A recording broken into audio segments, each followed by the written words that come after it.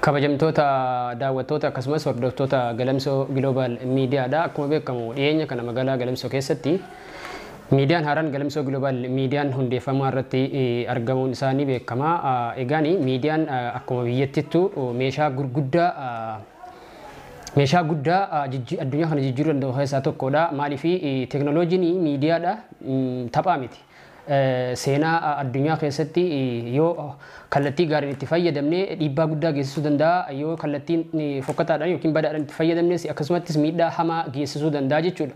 Kanaafuu miidiyaan jijjiirama misooma dinagdee hawaasaa tokko keessatti murteessaa ta'urraa kan ka'e nutis maaliif tarkaanfii tokko miidiyaa kana gara dijitaalatti maaliif hin fooyyessine jechuudhaan istiidiyoo Galamsoo Global Miidiyaa hundeessuun keenya ni yaadatama. Kanaaf ammaaf miidiyaan kuni meeshaalee yookaan ammoo instrumentii miidiyaa istiidiyoo sanii barbaachisu waan tokko guuttatu irratti argama. Yeroo jalqabaatiif keessummaa tokkos godhannee hayyuu fi qorataa seenaa tokko dhiyeessuun keenyas ni yaadatama. Akkuma daawwattoota bira ga'ee akkuma isin bira ga'ee ni hubattan jeetii yaada. Hundeeffama miidiyaa kanaa keessatti koree olaanoo keessatti iyyuu kabajamoo kantiibaa bulchiinsa magaalaa Galamsoo obbo Ahmad Xaahir yaada nuti dhiyeessineef nurraa fudhachuudhaan miidiyaan kun akka hundeeffamuu fi ifatti hojii akka itti eegalluuf beekamtii nuuf kennee deeggarsa nuuf godhaniif kabajamoo kantiibaa magaalaa Galamsoo guddaa galatoom jechuun hin barbaada carraa kanaanii. Akkasumattis koree olaanoo isaa yookiin ammoo hoggansa olaanoo magaalaa keenyaa hundumtuu deeggarsa garaagaraa nuuf godhaniif guddaa galatoomaa jechuun hin barbaada.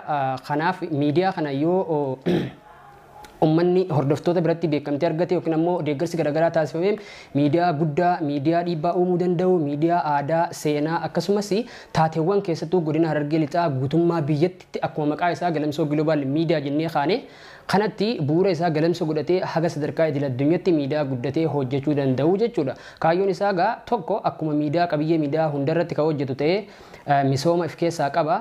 Sagantaa aartii yookaan intarteementooti garaagaraa fidee asitti ni hojjeta.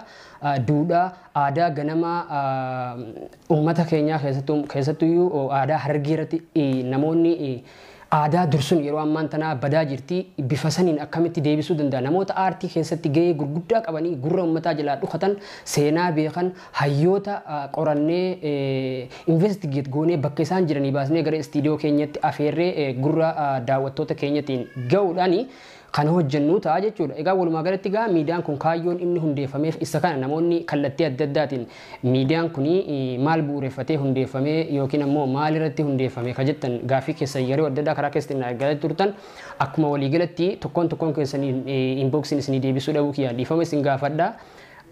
Viidiyoo gabaabaa kan isinii waraabe kanarraa deebii ni argattan jeetii yaada. Walumaa galatti miidiyaan keenya yeroo ammaa hundeeffama isaa xumuree meeshaalee takka meeshaalee istiidiyoo keessatti nu barbaachisan takka guuttachaa jirra. Walumaa galatti miidiyaan tokko wantoota hojii itti fufsiisuudhaaf yookaan ammoo isa dandeessisu waa baay'een akka barbaachisu ni hubattan je'eeti yaada. Sana irratti haala mijeeffachaa kan itti xumurru ta'a. Walumaa galatti hundeeffamni miidiyaa keenya kana fakkaata. Hagana yoon isiniin jee ni miidiyaa keenya ammatti peejii Galamsoo Global Miidiyaa jettu follow gochuudhaan nu hordofaa. Akkasumattis yuutuuba keenya Galamsoo Global Miidiyaa jedhu subscribe share gochuudhaan akka inni guddatu nu faana ta'a isiniin jenna. Waan nu hordoftaniif guddaa galatoomaa. Hedduun isin jaaladha. Galatoomaa. Aan Roobaa Diinooti.